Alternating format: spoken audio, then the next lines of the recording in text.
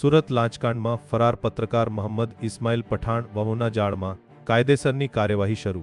સુરતમાં ચર્ચિત લાંચકાંડ કેસમાં લાંબા સમયથી ફરાર રહેલા પત્રકાર મોહમ્મદ ઇસ્માઇલ ઉર્ફે પરવાના જમીલ ખાન પઠાણની ગુજરાત ભ્રષ્ટાચાર વિરોધી શાખા વહુએ ધરપકડ કરી છે। સુરત વહુની ટીમે આરોપીને ઝડપી પાડી તેની સામે કાયદેસરની કાર્યવાહી શરૂ કરી છે।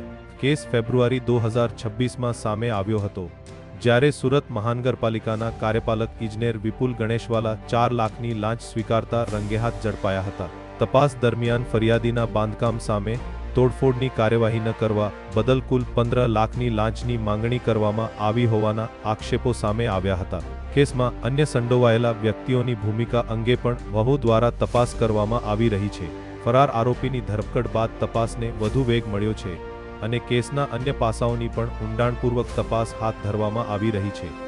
વહુએ જણાવ્યું છે કે પુરાવાના આધારે આગળની કાયદાકીય કાર્યવાહી કરવામાં આવશે। पटेल भाविक हर्षद भाई, नीट 24 न्यूज़ सूरत।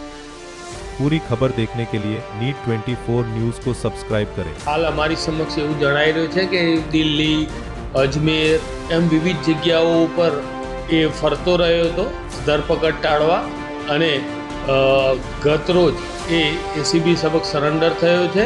એ ક્યાં ક્યાં ફર્યો, કયા કયા લોકોને મળ્યો, કોણે એને મદદ કરી તથા રૂપિયા 4 લાખ એણે આજ દિન સુધી ક્યાં સંતાડેલા રાખેલા છે, આ તમામ મુદ્દાઓની ઇન્વેસ્ટિગેશન બાકીમાં છે।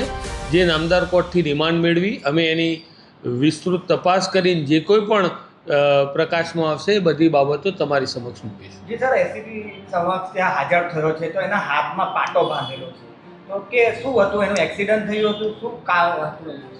ને એ અમે એને એ મુદ્દે કોઈ પૂછપરછ નથી કરી।